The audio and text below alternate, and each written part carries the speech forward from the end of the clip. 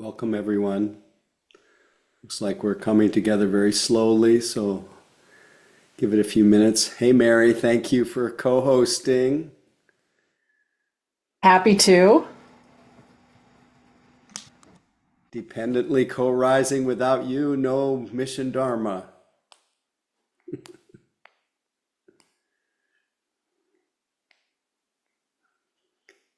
We'll just give it about 30 seconds. Rest your weary minds, and we'll then have a quick hello, and then we'll continue our jump into the unknown.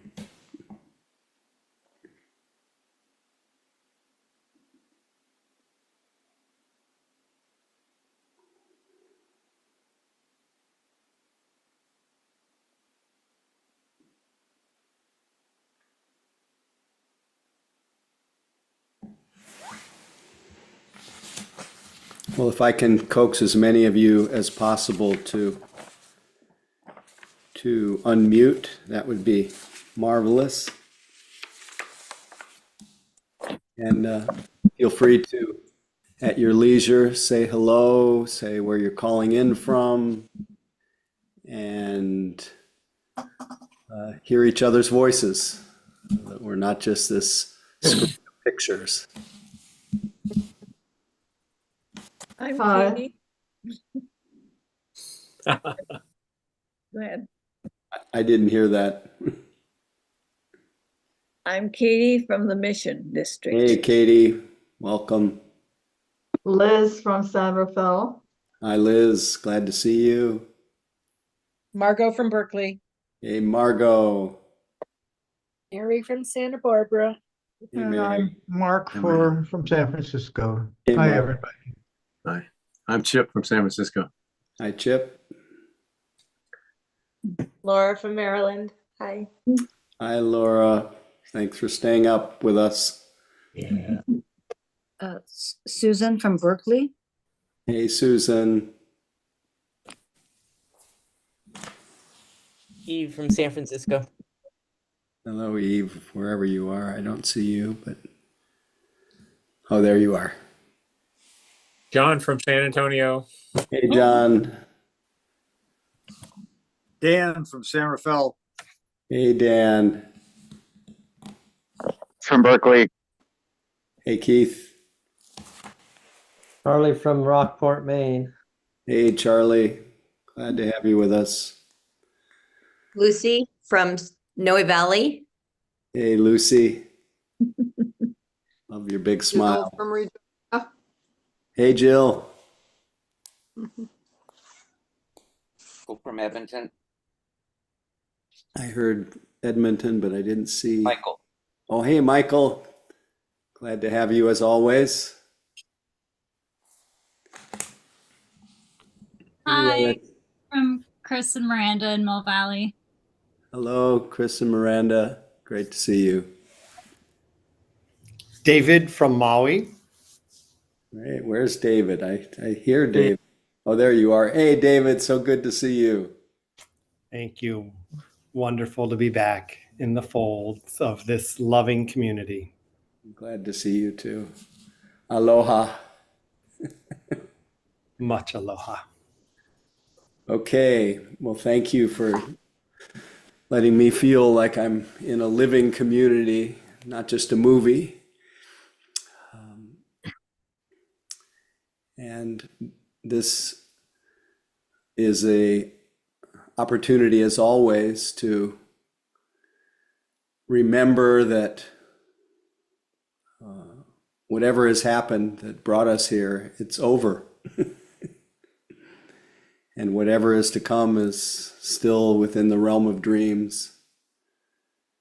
And that right in the middle of it all is this, what we call present, what we call real time, we call reality. And reality, even though it's everything, all enveloping, easily missed while we're busy remembering and planning.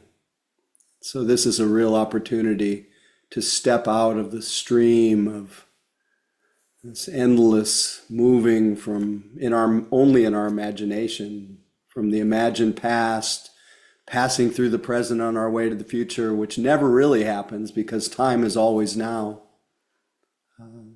But this is an opportunity to just enter into this unfolding present, to experience literally a cessation of the momentum of what the Buddha called bhava, or existence becoming, the momentum of that pressure to go.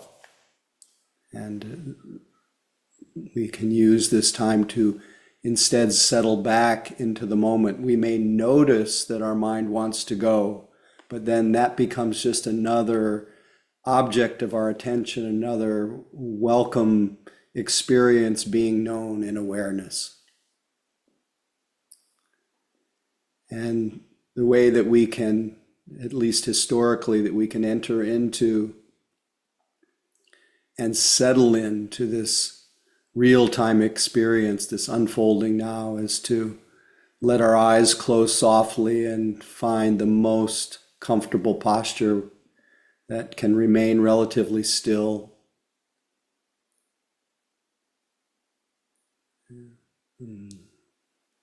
And letting our eyes close and just letting those few moments of feeling the seclusion, of entering into the felt experience of our sitting body.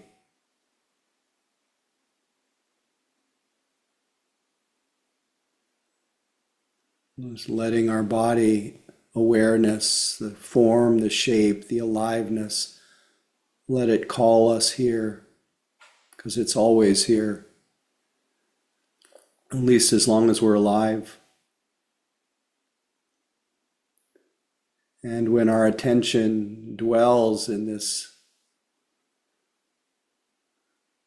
physical experience, there is a stilling, a quieting, settling, not because we settled anything or quieted anything, but we just put our attention together with this living experience of sitting.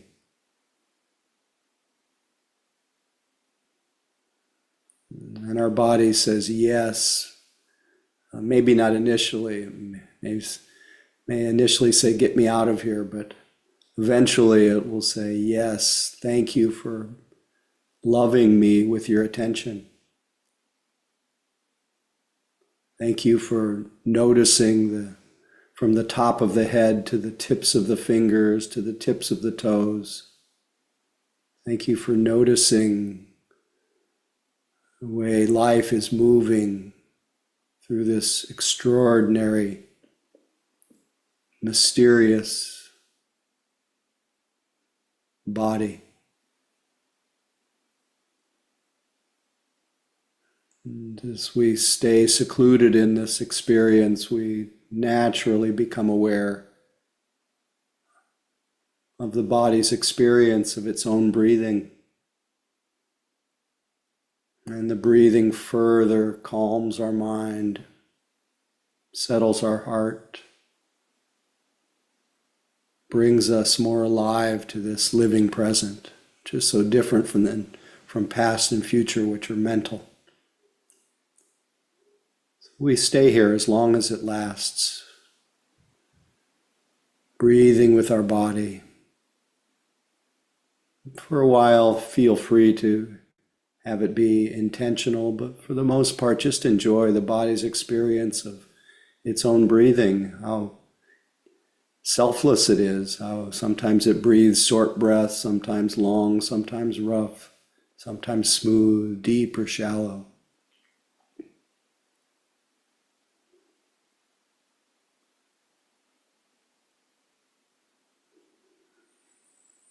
Knowing that we don't have to in any way alter our experience, but settle back into that state of being lucidly aware. That's mindfulness. Welcoming the body, welcoming the breath, welcoming sounds, welcoming moods, welcoming thoughts, but giving a little selective attention to our body and breath to help anchor our attention here, but ultimately in service of being able to welcome everything. Just this moment, just this body, just this breath, or whatever lights up in our awareness. All of it miraculous. All of it guiding us home to our natural state of being aware. Just this moment.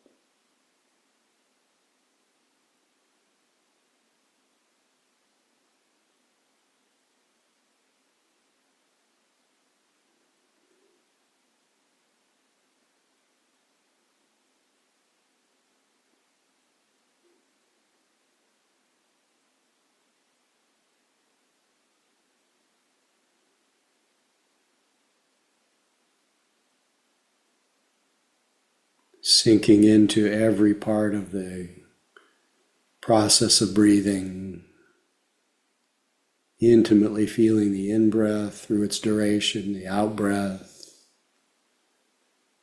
resting in any space we find between the breaths,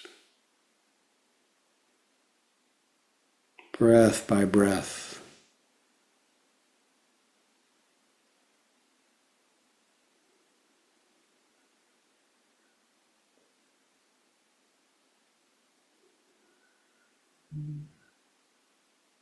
And when you realize that you've been lost in a dream, a thought, worry, fantasy, just notice, oh, this is now a moment of waking up, noticing.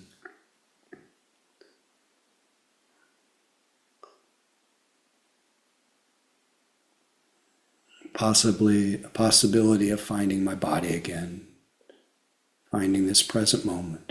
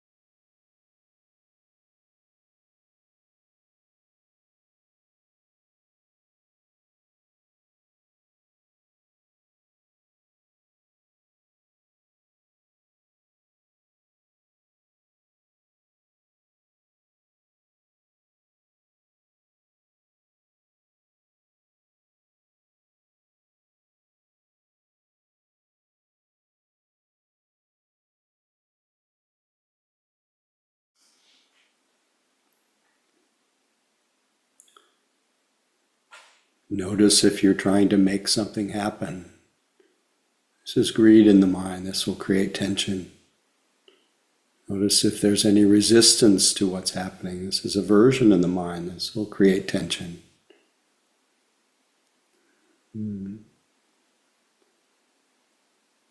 Notice if you're narrating it, making it personal, personalizing your experience. This is delusion in the mind. And just notice these. You don't have to do anything about them or undo them, fix them or figure them out. Just notice, this is greed. This is aversion. This is delusion. This is the thinking mind. This is the breath. This is world weariness. Let everything remind you of your love of being here, now.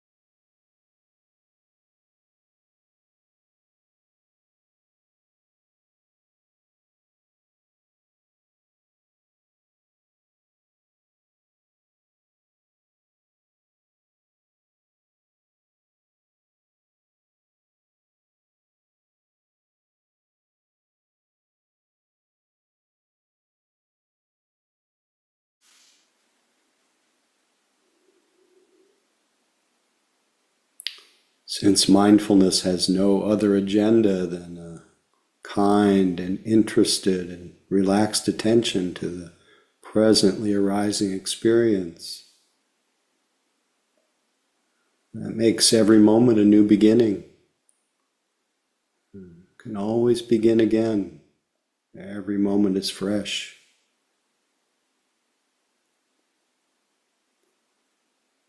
Just this moment, just this breath, just this body, just what is predominant.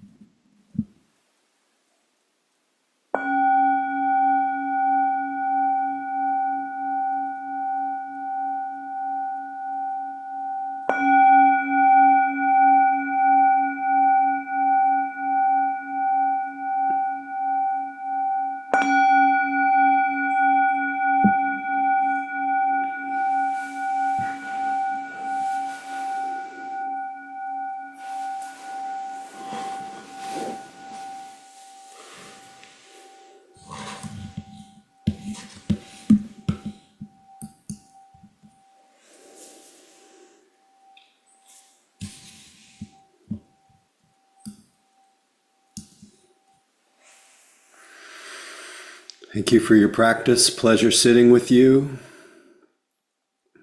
A real gift. Don't take it for granted. A gift of your presence and interest. Without you, I'm not here. So I feel very, very blessed. I'm curious what happened for you during the sitting. If any question came up, any topic emerged. And just know that your topic or your question will likely be of some use to someone else. So love to hear from you. So are there any comments, questions, topics? Feel free to hit the raised hand function, which is somewhere. Under more. No, not under more. Under reactions. Under reaction. You know, I don't have reactions anymore on my new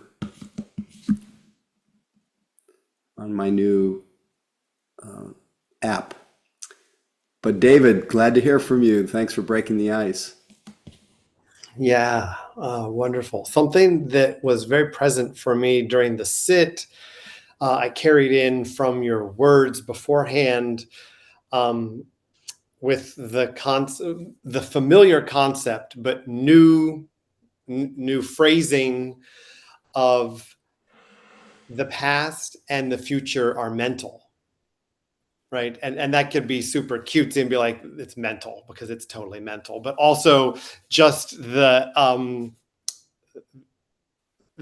frankness in that I always think about them like the past, the remembered past is gone, the future moments that are yet unborn. And there's all this beautiful and also true, but more flowery phrasing, but it's like, they're just mental. They are like totally constructs, right? And they're not a lived experience at all outside of my mind. And so that was just really wonderful to carry into my sit today.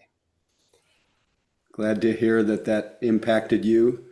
Also, just a reminder to everyone, isn't it amazing though that we can create this, our minds can create this phenomenon called past and remember, and much of our remembering can really gladden our hearts, but also it can also include revisiting things that have been really painful. All of that happens in our mind. And, unless we actually know it as our mind, then it gets treated as reality, and it obscures the living reality that you and I are talking into right now, which is wild. Anyway, glad you noticed. I'm glad you're here. Anyone else, please feel free.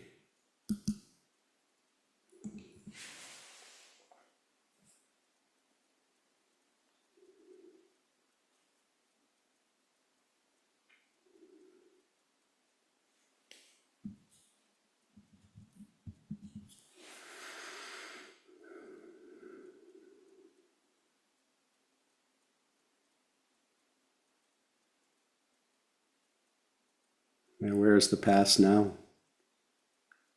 Where's the future now? Where's the present now? Another construct.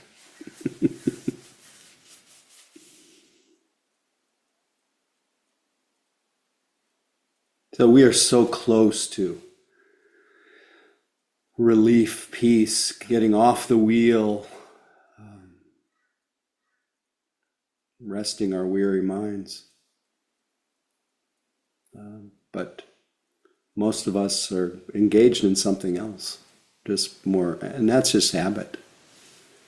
So that Tuesday night gets us to stop a little bit, or a practice period, or your daily practice, many things. But I appreciate being together like this for that reason, that it helps us step out of time and into the natural great peace. Lucy, glad to hear from you. It's great to be here. What I was so struck by during this sit was just I came racing into the sit, and I could feel my body pumping, the blood pumping through my body, and I sat and just gradually tried, worked on trying to stay in the present. And it's so interesting, because our lives are so about, I mean, my life, I shouldn't project on anybody else, so about planning and, it's all this stuff that is not necessarily the present, right? And that's what we do, right? And in our work lives or whatever. And then you come grinding, to a halt in your sitting position, and your blood is pumping, and there's this incredible transition that happens, and it takes a little while. And I just was very aware of the starkness of that transition. I'd love to have you share a little bit more. I've never heard until tonight that phrase Baba that you talked about, and I would love to. Bhava. Oh, Bhava. Baba. It's Bhava, Bhava. Oh, Baba. Bhava. Yeah, I'd love to hear just a little bit It's- more about that if you have a moment. But Gladly. Well, the whole, I think, thrust of the Buddha's intention was to help us to be free, to beyond anything, to have our hearts freed from being driven by a certain compulsion to keep going and keep planning, just as you said, to keep becoming. And the word bhava is becoming, and it's the certain kind. It's the momentum of existence, it's continued existence, and a kind of clinging to continued experience, and not understanding what the dangers or the defects are of this life of continual getting, having, wanting, having, getting, losing, wanting, having, losing, wanting more, and going. Without understanding the defects of it, we just wander, just as one person put it, endlessly astray in a samsara's vicious cycle. Samsara means endless wandering. We just keep going.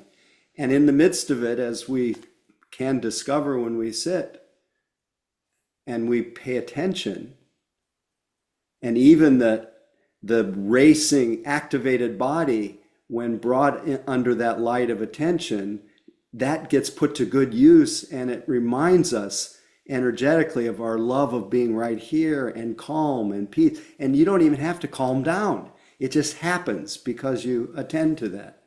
And you step out of that, you get to see the ignorance about that wheel of busyness breaks down, and you start to have the wisdom of like, look at, I'm like a hyperactive gerbil, as one editorials put, high not just on caffeine, but on caffeine's luscious byproduct, productivity, the joy of doing, accomplishing, crossing off.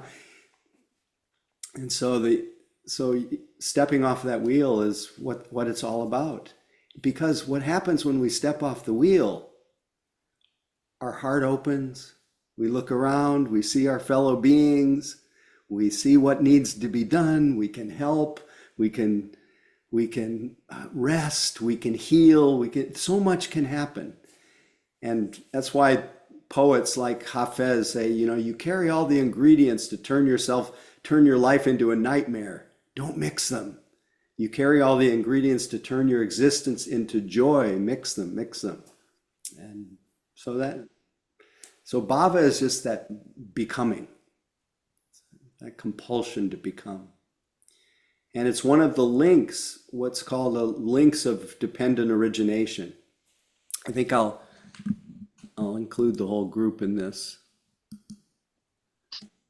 Thanks for the comments, Lucy, and the self-disclosure, because I think other people can relate to this sense of coming a bit wound up, and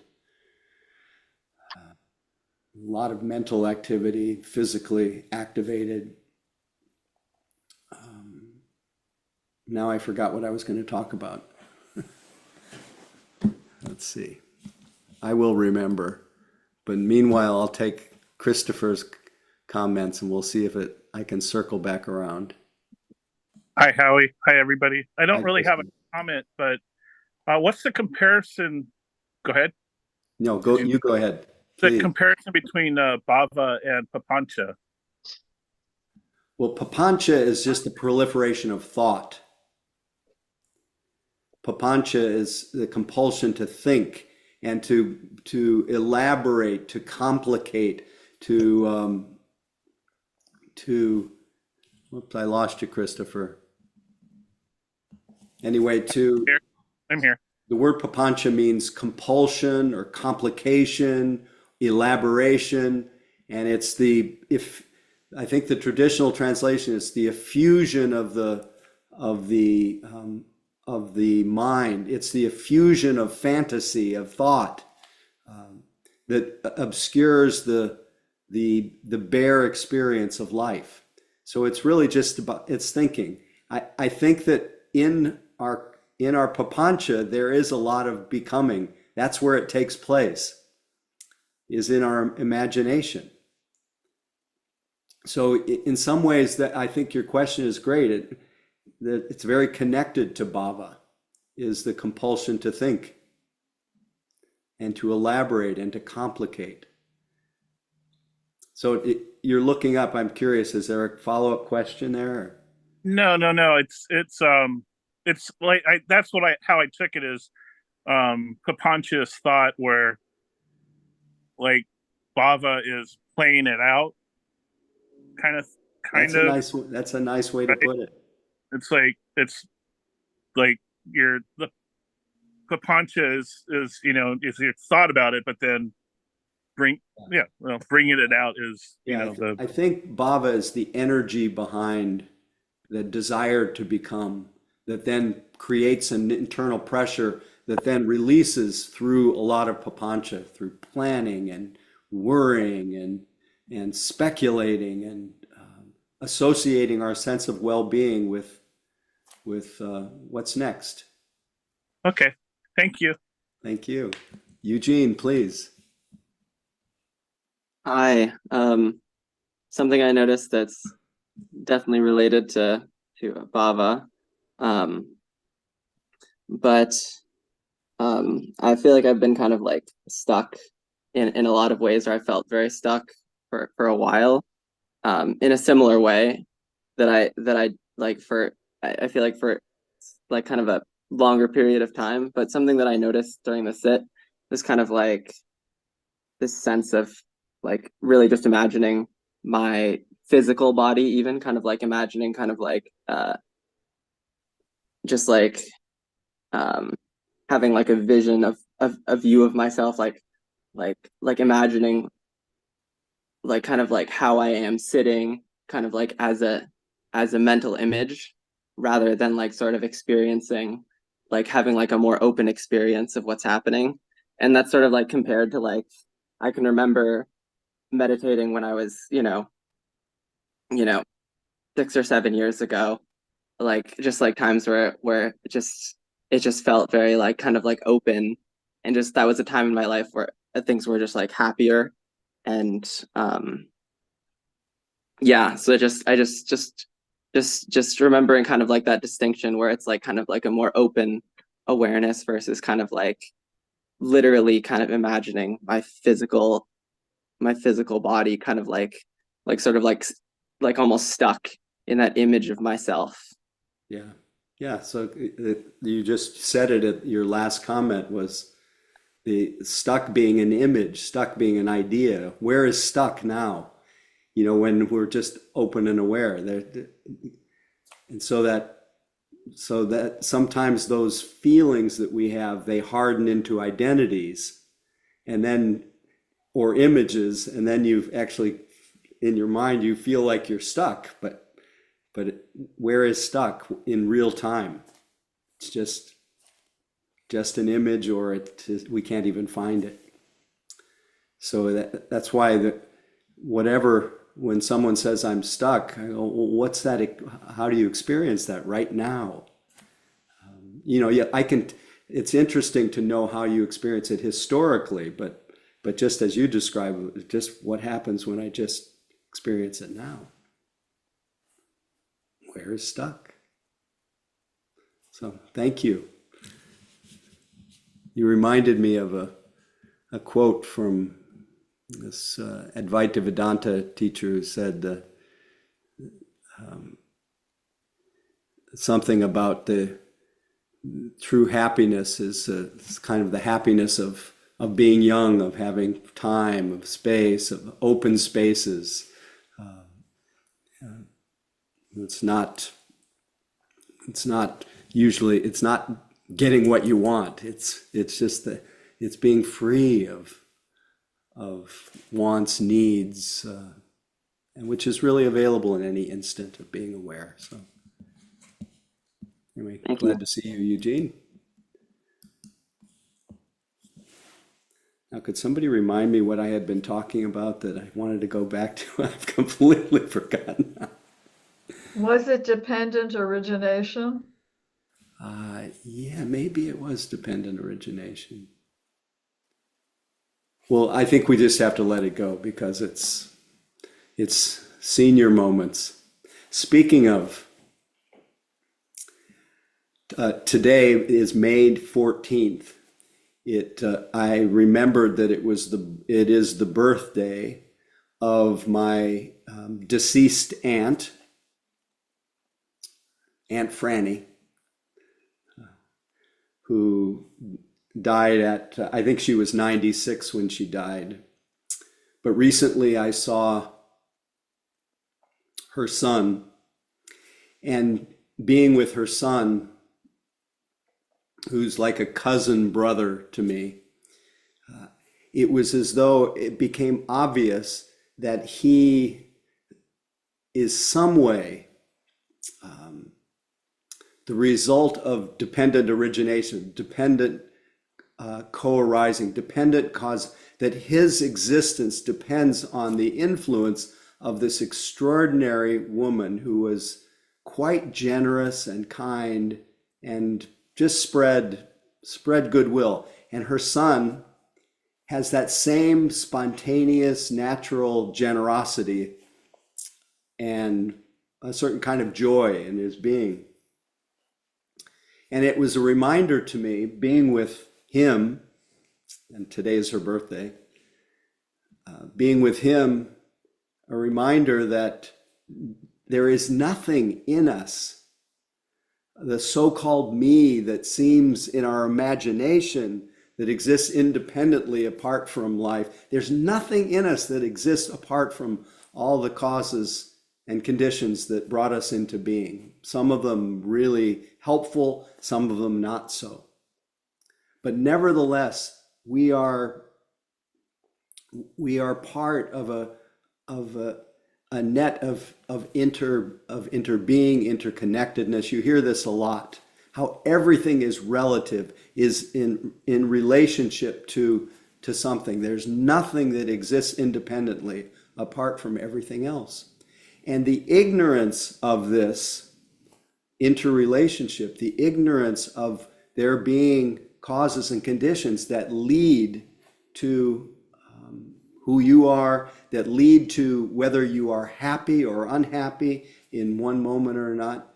It's the ignorance of that interconnectedness that triggers our endless wandering, our endless searching. It triggers bhava because there is this sense from a place of ignorance, we start to think that we're separate.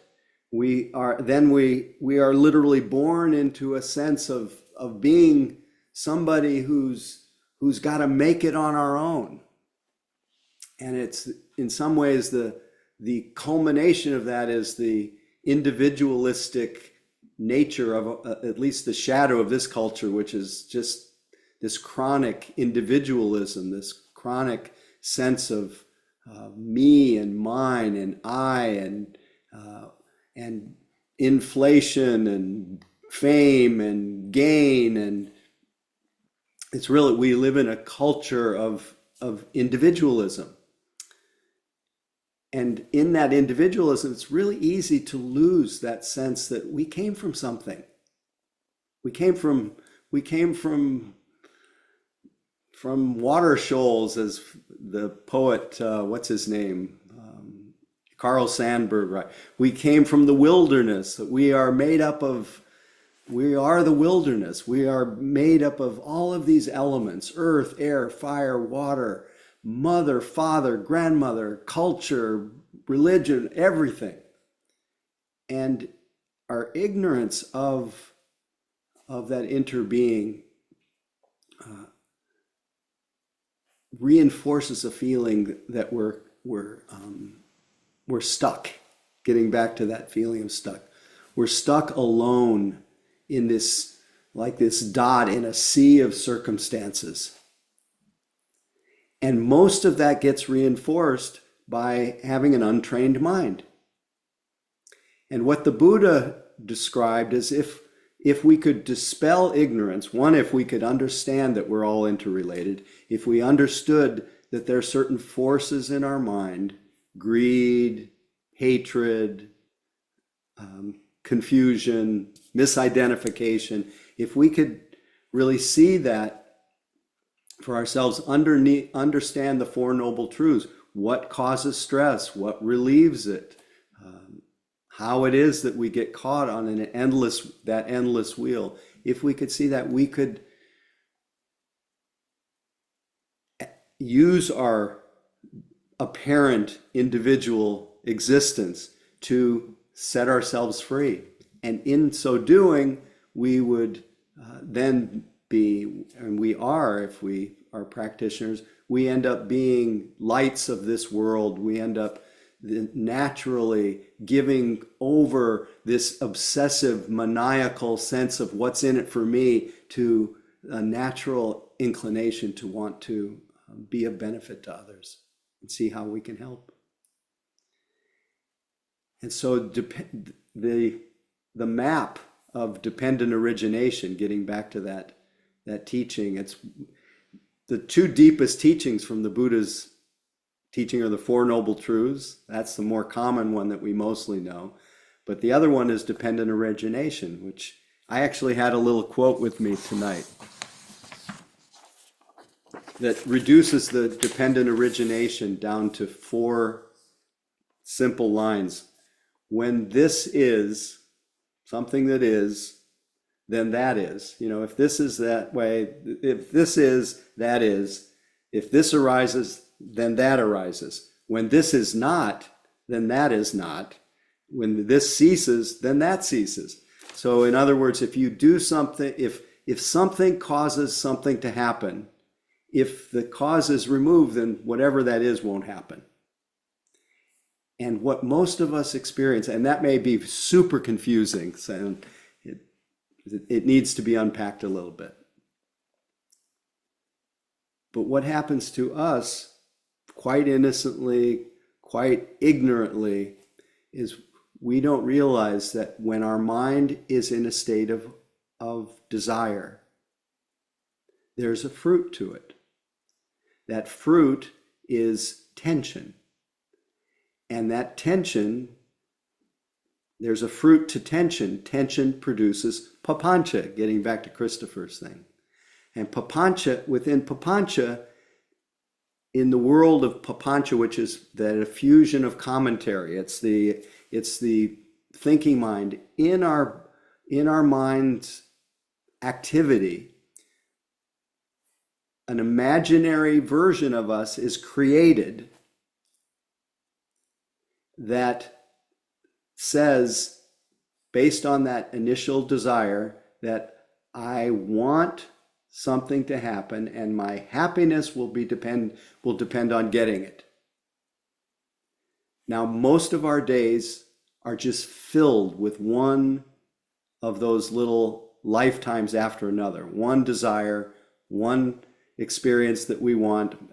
I have to admit, the desire for coffee gets me out of bed in the morning. I'm addicted to coffee. And I really look at the compulsion to get up and have coffee. There is the pleasure of the coffee, but that about to experience of until I have the coffee, there is a slight, this is not real serious stuff, but it's Dharma in action. There's a suspended happiness. There's a sense of tension. There's a sense of things are not quite right. So when you mix that kind of desire with 1,000 others throughout the day, there's a lot of moments of not quite right. A lot of moments that are tricking our mind into thinking, I need something to be happy. When in fact, it's just the opposite. It's true that true happiness is a mind that's free of that compulsion, free of wanting. So dependent origination is in some ways designed to show us and for us to wake up to how it is that we go from this natural openness that is so accessible when we stop. How we deprive ourselves of just a continual immersion in the natural peace and ease, deprive ourselves of that, and instead literally devote ourselves and most of our energy to a happiness that depends on satisfying some kind of hunger, getting what I want, getting rid of what I don't want, associating my well-being with some other time other than right here.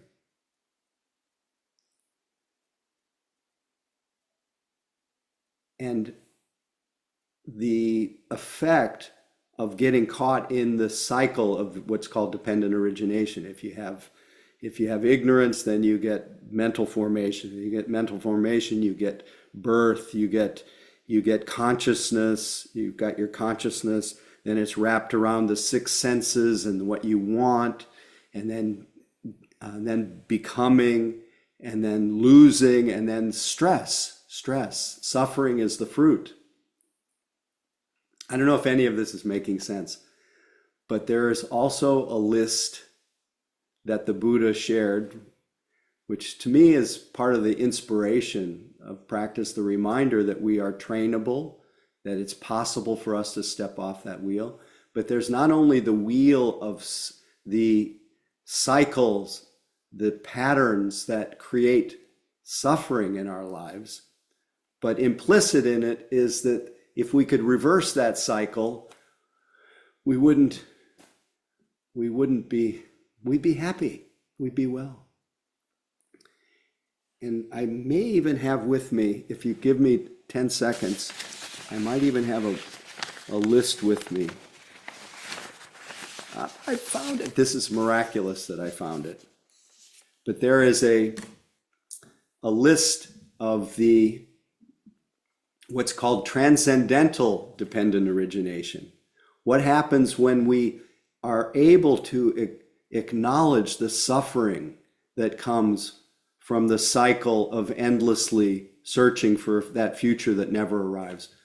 What actually happens when we are left in some ways dissatisfied and actually see it for what it is?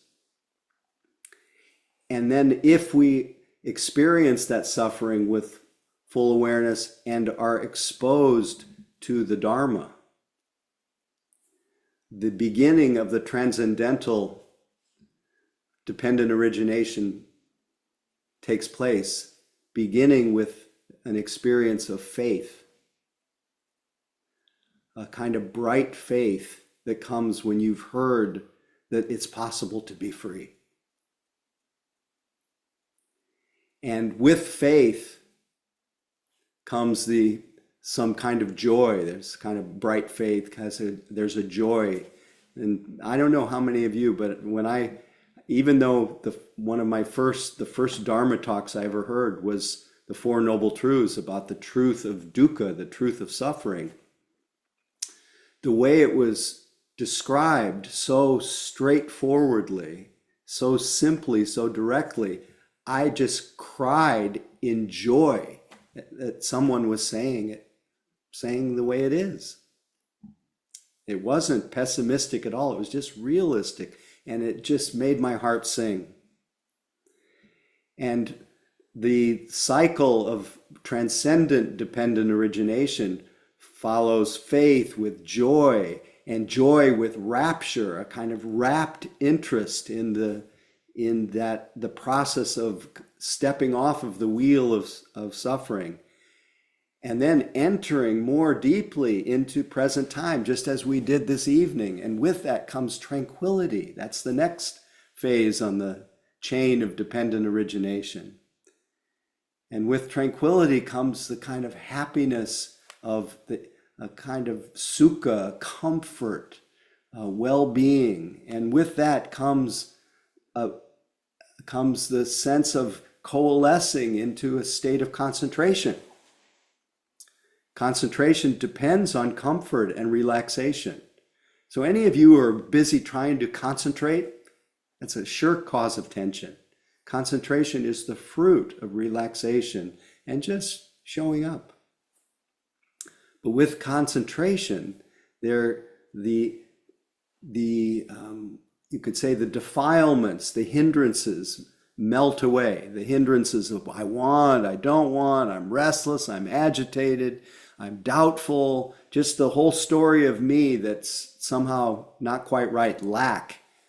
That it melts away in the light of attention, in the light of what's called unmixed happiness, a kind of transcendental happiness that's different than the happiness of sex or song or food or whatever it is. And following that concentration, because the mind is free of its usual preoccupations, it becomes really clear. And then there is what's called the knowledge and vision of things as they are. Have you ever heard this expression, yata bhuta, things as they are? That's some of the ways that vipassana has been translated as seeing things as they are. But the expression yata bhuta, things as they are, you see. And when you see very clearly things as they are, you see that everything that arises passes away. Whatever arises and passes away is inherently unsatisfactory.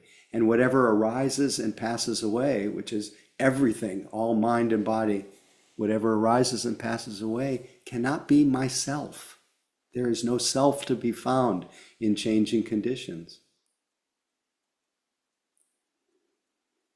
And then in seeing clearly from a mind that's clear,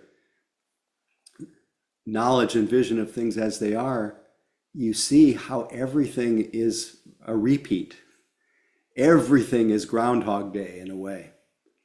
Rising and passing, arising and passing.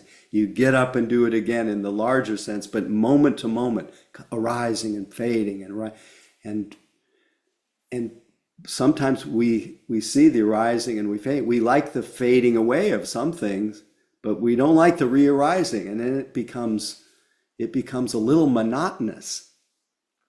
And what often comes when seeing the unreliability, the unsatisfactoriness of that endlessly coming and going and coming and going, is a feeling which is a part of the transcendent dependent origination, is the experience of disenchantment. You would think that's a negative thing, but it's actually the beginning of a cause of letting go of the stream of becoming. And with disenchantment comes a feeling of dispassion, where your mind kind of settles into a state of just less caught up, less reactive, less involved, a little bit more just taking it all in, just enjoying it all. And interestingly enough, as one relaxes, I'll be with you in a few minutes, David. As one relaxes into this kind of open, dispassionate experience of life, the power of that attention, the power of just present attention, the defilements, the cankers, the things that hold us to this cycle of endless searching, they start to evaporate.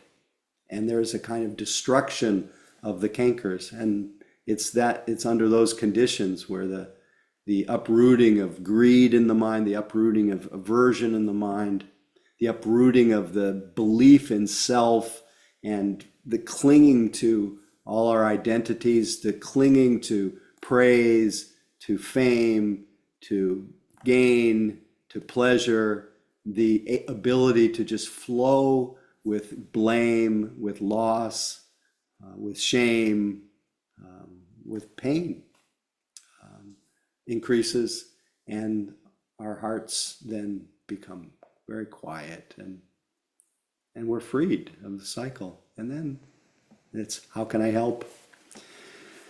So I don't know if that inspires you, but it did inspire me when I first learned this. And it just reminded me again and again that what we do with our mind, we do carry all the ingredients to turn our lives into a nightmare. And Hafez says, don't mix them. And we do carry the ingredients to turn our existence into joy. Mix them, mix them. So David, there was a David who had his hand up. I'm open to hearing from you if you want to try again. Hi, yeah, that's my husband's name on my phone. It's Katya. Oh, hi, Katya. Where are you? Hi. Let me put you on speaker. All right. Oh, there you are. Now I see you. It's a bit dark, yeah. No problem. So I'm thinking it's kind of the same as what you were just saying, actually, but what's been going on for me in this meditation and recently is just that it's just round and round and round, like every thought is ego. It's just ego, ego, ego, ego. And then sometimes my mind's trying to figure it out. I keep trying to figure out, or I want to do something with ego, or I have a fear of my ego getting big, like that's that leads to bad choices, and trying to kind of assess where I am with ego and how I feel about ego. It sounds like a lot of ego in trying to do all those things. Yeah. Yeah. So Absolutely I think everything it's seems to beautiful be that ego. the key in practice is not to make that into a problem. It's just ego is not a problem. It's just another object to be noticed. So the key is that to the degree that you're aware of it, you're not acting out of it. You're relating to it. So just keep noticing however ego works. But it sounds, when you use the word ego, it sounds like a dirty word a little bit, like it's a problem. I think I do have an issue with my Yeah. relationship with the word ego. Yeah, Yeah. but it feels like every thought I have is ego. Yeah, Like everything just seems to come down to ego. I think that there is some truth that thoughts are all in some ways related to identity. Most Right. thoughts, except for altruistic thoughts and compassionate thoughts, and I Yeah. think otherwise most thoughts are self-referencing, and that is part of our humanity. And so there's not anyone that will be without I thoughts. Here, But actually, even I have those, sorry. what's that? I have I a was going to quote. say, Go ahead, please. What was? sorry. I was just going to say, but even those thoughts then are followed by ego, No, those thoughts are ego. There's no ego Yeah. apart from thoughts. Yeah, even the compassionate thoughts, then there's ego about the compassionate thoughts. Well, it's okay. Just All right. thinking, mind thinking. So maybe this will be helpful to you. You must deal with this I sense if you want to be free with it. Notice its operation and at peace how it starts and when it ceases. So you want to just see the arising and path. A thought of self it's just a thought. It has no substance to it. So that's insight. You can actually see that. So that very thought that you see as a problem is also the cause of your liberation if you just see it. for what it is. Anyway, I'll keep reading. Notice it in operation and at peace, how it starts and when it ceases, what it wants and how it gets it, until you see clearly and understand fully. After all the yogas, whatever their source and character, have only one aim: to save you from the calamity of separate existence, of being a meaningless dot in a vast and beautiful picture. You suffer because you've alienated yourself from reality, and now you seek an escape from this alienation. You cannot escape from your own obsessions. You can only cease nursing them, which is what noticing them does. You cease nursing them.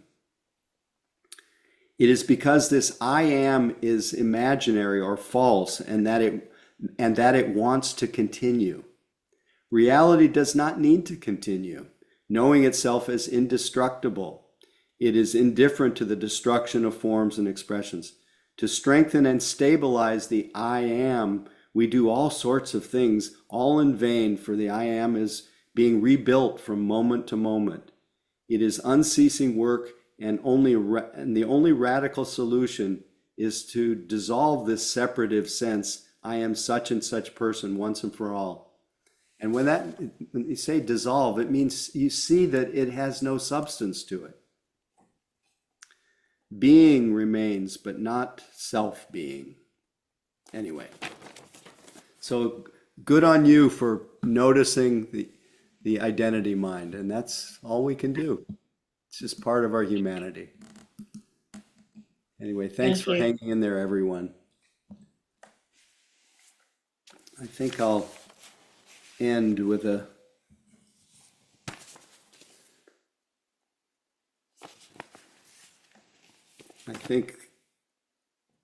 What were you reading from?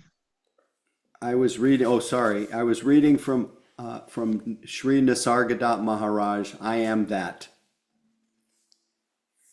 Thank you for reminding me to make attributions. So I think that I'll end with this wonderful poem from the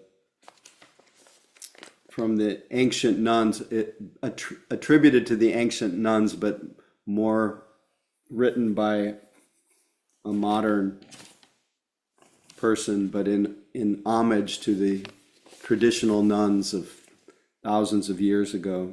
It's entitled Another Sama. After 25 years on the path, I'd experienced almost everything except peace. When I was young, my mother told me that I would find true happiness only in marriage.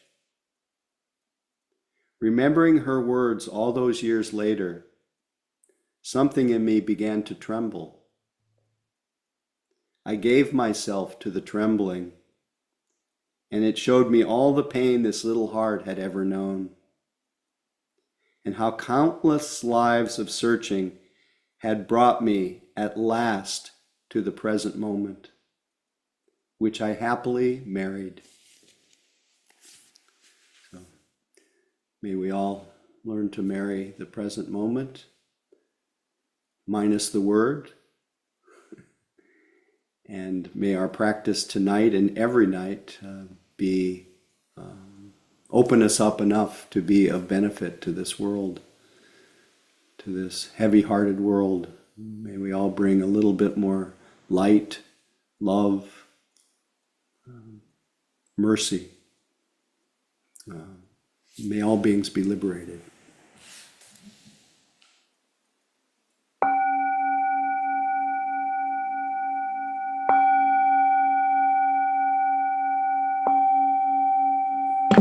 Hang in there for a second. Have a short announcement, Mary. Yes, thank you, Howie. So a couple of events. One is an online half-day retreat called Spread the Love. And so everyone is welcome. It is Saturday, June 1st, 9 a.m. to 1 p.m. Pacific time. And so we would love to see you there. And then an in-person gathering at the end of July, a retreat at Spirit Rock And it's going to be the whole SF Insight Dharma Center teachers. So Howie, John Martin, Anushka, Eugene Cash, Pamela, and Victoria Carey. So it's an all-star lineup. And that is July 29th through August 4th. And there is still space, I understand. At least when I went onto the website, there still was. And then finally, just when Howie was talking about his cousin, how this generosity of spirit and how joy just went hand in hand in that. And so I think that in terms of our own generosity, really touching into the joy of this generous heart. And so the opportunity to offer Donna, the information is in the chat. We greatly appreciate your offerings. We would not be here without you. So thank you in advance. Thank you. Feel free to say good evening, say good night to each other, and thanks again for the evening. You can unmute and say good night. Good night. Bye. Good night. Bye. Good night, Thank all. you, Howie. Good night, thanks, Howie. Thanks, Howie. Good night. Thanks, everyone.